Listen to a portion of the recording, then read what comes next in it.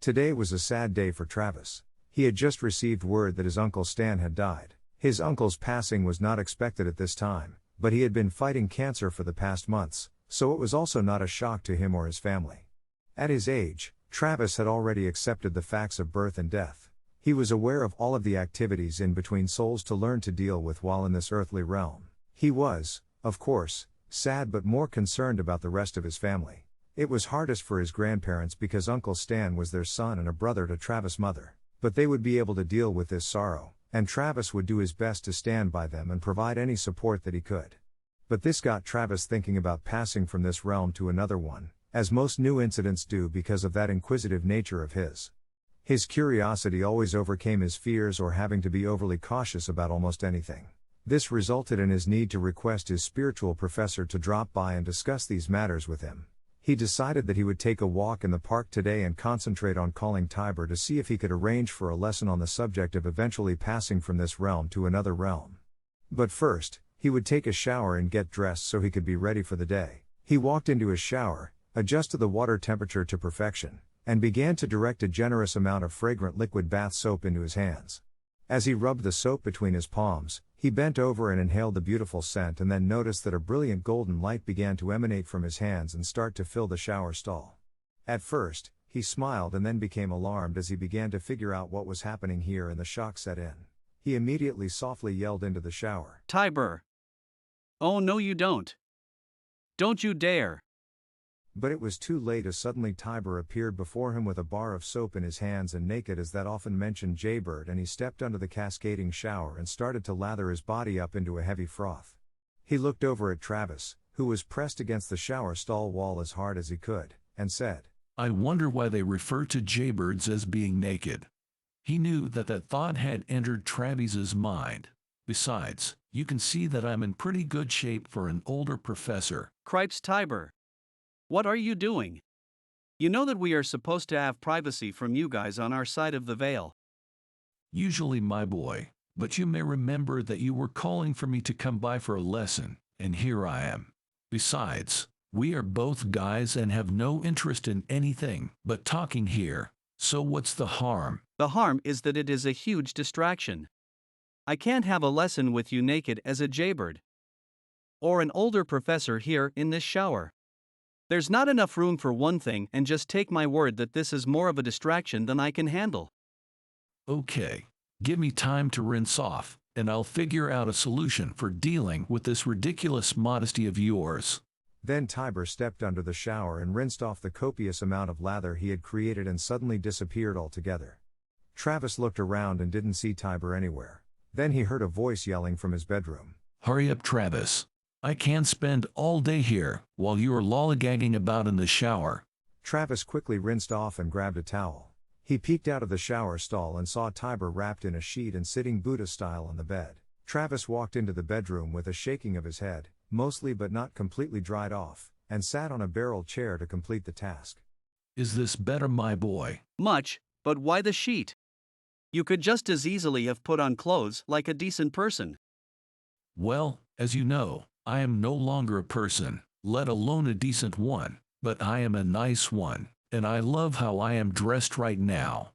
It sort of looks like my friend the Buddha. Perhaps we can just get on with this lesson. I have many other more grateful and gracious students to attend to." No, you don't, Tiber, but let's not debate it. I would like to discuss what we souls go and do when we leave here and head elsewhere. I guess you could say leaving one realm for another realm. Can we do that? Of course we can, and I am aware that your Uncle Stan has just made the transition from here to the next experience. I know you are saddened by that happening, but try to save that sorrow for your grandparents and parents. You should know better by now that his death is simply graduation of sorts, and he will not be unhappy with his new reality. It is more a time of elation than anything that he had experienced here in this realm. But his passing will still be something you and your family and Uncle Stan's friends will have to mourn. It is a natural episode in all our lives. I know, Tiber, but it would be helpful if I was aware of what we are to look forward to. I am not just curious, but sincerely feel that I could gain from that knowledge and transfer some of those thoughts to others as I progress in this incarnation. Well spoken, my boy. If you were just looking for entertainment in seeking that information, it wouldn't be worth the effort for me to help you attain it. I am going to use the tools of describing relevant analogies to help you imagine the process. As you know, the definition of an analogy is to say that something is like something else to make some sort of explanatory point. The reality is that what the analogy refers to may not be totally similar, but it still helps to get closer to the subject matter than you might if you tried to describe it in detail. Do you understand? Understood. Okay. Let's start with the why rather than the where or how of this matter. Whenever we discuss most spiritual subjects, the explanation of why always has to do with the soul's evolution, which is true every time. We are here in this realm and all others well to learn and experience and evolve into more complete creations. But generally speaking, you need a place to learn. Let's call these places classrooms of some nature. That is our first analogy. So, if you need to learn to cook, the best classroom is designed to be a kitchen. And if you want to be an artist of some kind, the best classrooms should be conducive to inspiration and introspection. Perhaps like a beautiful natural forest that influences us to be more creative. If we are to learn to fix an automobile, the best place might be is a garage-like environment. We can go on and on forever with these descriptions. But what I am saying is that the best places to learn are designed to facilitate and assist in the soul's education. Good so far? Yep. I understand well enough. Then Tiber adjusted his comfort level by shifting a little on the bed. The very fortunate thing is that Supreme Consciousness has done all the creative work to fabricate these classrooms and has provided a really neat method of accessing them. These classrooms are all existing in a construct called the spiritual timeline. I want you to imagine this construct, which is an idea or theory containing various conceptual elements, typically one considered to be subjective and not based on empirical evidence in our language. The spiritual timeline is laid out in a linear pattern to provide a sense of beginning and ending and a before, present, and after for one simple reason. In the reality of Supreme Consciousness, time does not exist. But the concept of time is very useful when a new or incomplete soul is establishing many reincarnational experiences. Time will appear to exist when that concept is needed, but will be put aside at an appropriate point as the soul's growth. Got it? Got it. Good. It's hard for me to believe that you have understood all of this so quickly, but I'll accept that you have anyway. Now, let's get on with our analogical description of the spiritual timeline. Just imagine a reel of movie film that spreads out from a given starting point. That starting point of the film strip corresponds to the beginning of everything, and the film reel unspooling continues on infinitely, with no specific termination. Each of the immeasurable frames within the reel contains every element that exists within that a given frame. We arbitrarily assign a given time within the timeline constructs. Everything that has ever been or will ever be created of apparently solid or seemingly fluid nature of some kind is demonstrated within these frames. All of creation is depicted within this construct. These illusionary frames also allow for the organization of everything into linear time segments and provide a means for the creators to establish their creations and offer them to all souls for their learning experiences. The contents in each frame are illusionary, but our individual consciousness can use or analyze anything within these uncountable frames for our experiences and promote our personal evolution. To the observers, which is us, they appear and feel absolutely solid and real. The contents are also interdenominational in that they don't just exist within one individual place or dimension.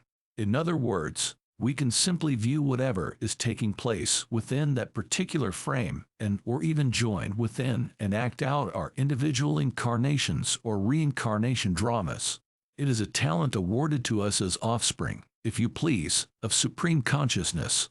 It doesn't matter if a given frame contains the beginning of the universe or has prehistoric creatures roaming about or indicates the entrance of mankind beginning and having wars or making peace or anything else. All evolutionary challenges may depict the more static lifetime activities of a mountain, a moon, a planet, a plant, a man, or a cat. All creations are continuously being born, working at the tasks of living and the release through dying. Everything created is playing out their roles and fulfilling their needs in these enactments within each of these illusionary frames. You can, and you will review these happenings however you wish. But I need to take a break now as your brain cells are grinding, and they are making noise at the concept of all this. And the din is wearing my brain cells out. Nonsense. As far as I know, Tiber, you don't have brain cells. You are just trying to get me to react to your description of the spiritual timeline. Actually, I understand most of what you said. I'm just not sure that I can understand it all. It's not that I don't believe you. It's just a lot of it is beyond me. For instance, how can all of creation fit within a frame on the reel of film? Come on now, Travis.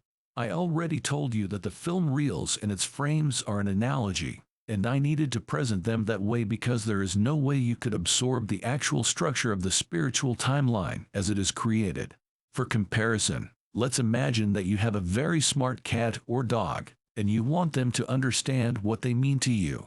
Because they can't understand a language, you make it a bit simpler by giving them food, petting them, and uttering soothing sounds. They get the point and accept that kind of an analogy, and everyone is happy. Well, because the gap between souls and supreme consciousness in our present stage of spiritual evolution is much greater than the gap between our animals and us. The same sort of doing the best we can do is attempted. To be a little more exact within our analogy regarding the film reels, each frame is integrated with every other frame. Each merges with the frame preceding and the one coming after, and every single aspect of that frame contains elements that extend in all directions and radiate inward and outward towards all dimensional aspects. This is a concept you cannot conceive of at this time, so please don't try and just accept it. Also, what takes place would be impossible to translate if it wasn't for your ability to use a spiritual focus that filters out what you do not need or want to absorb and delivers the view or information of that which you do. How are you absorbing all this? Fine. It is like a lot of other things you are teaching me. It is all new, but at the same time, once I hear it, I feel that I am familiar with it and always knew it. Is that possible? That was the reason we made our agreement back at the transition realm.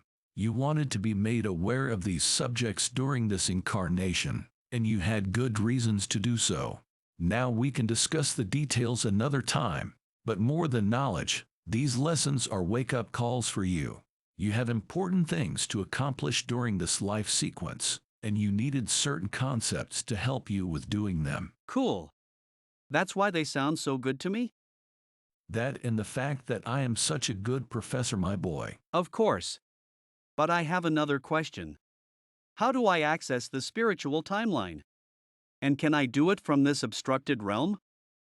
You do it from anywhere, and at any time you have a desire, the need, and the capability, and you can access it the same way wherever you are. It is all the same process that I told you in previous lessons. I hope you remember my 4 crowns of creative endeavors that we talked about in our creativity lesson. Remember those 4 terms that I called the I-web. The first is imagination, and using it starts the process of doing or go wherever you want to go. The second is willpower, which sends you into the direction you need to go to accomplish or obtain something, and in this case, it's the spiritual timeline. The third is effort, and as I told you, this is the hardest of the 4 crowns. It has to be exerted as hard and as prolonged as necessary to cause your efforts to manifest themselves. And the 4th or final crown is belief, as, without belief in what you are trying to accomplish, it's pretty hard to reach your goals. Sounds good. I have another question that I find interesting about the spiritual timeline. Go. Why did Supreme Consciousness start the beginning or whatever that was billions of years ago and then on the Earth, create millions of years of dinosaurs, cavemen, all kinds of living things, etc., etc.? Why weren't mankind or other types of soul-seeking evolution to go eventually back to Supreme Consciousness created first? That seems to be a lot of wasted time. Travis, you have forgotten that there is no such thing as time. It's just an illusion, and the appearance of time and the concept changes depending upon the entity's circumstances, experiencing anything that might suggest the passage of time. That is why I use the analogy of a strip of film and frames, because it organizes the happenings of the permanent instant, or perhaps call it now. Supreme Consciousness created the concept of time for the purposes of souls seeking to learn and experience and make some sense out of what they cannot totally understand because of their current status. Notice that non-sentient animals in their natural state don't act out time-based experiences. They just are, all of the time. Also, because it suits the process of evolution to have time seem to occur, its existence is dictated by a scientific law posting certain explanations, such as that described by Charles Darwin in explaining the evolution of species. Besides, having changes occurring by implementing scientific laws provides reinforcement of the concept of linear time, while bringing order to the process of those things that are altering their growth through changes. I've got to say that you have made a good case for the existence of the spiritual timeline. Do you think I need to experience it during this incarnation? How important is experiencing it to me? Not my decision, son. There may come a time and circumstances when you will want or even need to take a stroll through the spiritual timeline, but for now, you should simply stay aware of its presence, and the need and capability to do so will be provided to you. And traveling into the future is possible, but discouraged, as knowledge of what might happen would greatly affect what you are working on within the present time segment you are in. Ewell is a strong and superior decision maker. We may not have explained that factor in depth, but what is expected to take place within each spiritual timeline frame is not inviolate. Even though you decide to select a certain life event when considering the next incarnation, your free will can cancel or alter any specific action. Our lives are not predetermined even as they are contemplated to occur on the basis of incarnation design. This is a complicated concept, I know, but it is what it is. Then both Tiber and Travis rested for a few seconds so Travis could mull over what has been presented. Then Tiber began again. As with all of our lessons, I have planted a seed within you. It will be up to you to establish a culture for the idea to germinate in and tend to that seed so that any given subject will be mature when you require it. I hope I have given you enough on this subject to satisfy your insatiable need for these seeds, and I must leave you once again, my son.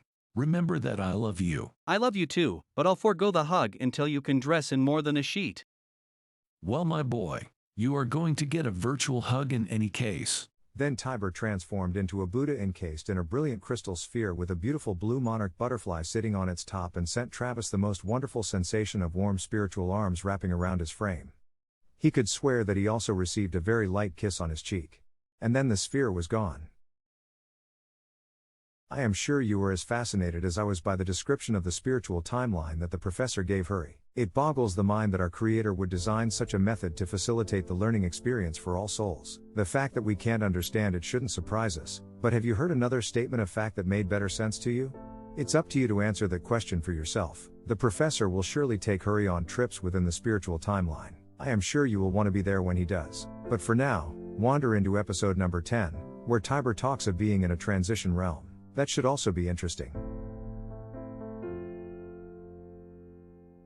Please visit our website, theemeraldcrystal.com, to see, read, or hear more of our literary offerings. You may purchase our spiritual thriller novels, Quest for the Emerald Crystal Book No. 1, Spiritual Warriors in the Bahamas, or Quest for the Emerald Crystal Book No. 2, Spiritual Warriors in Belize, and Quest for the Emerald Crystal Book No. 3, Spiritual Warriors in the Caribbean, with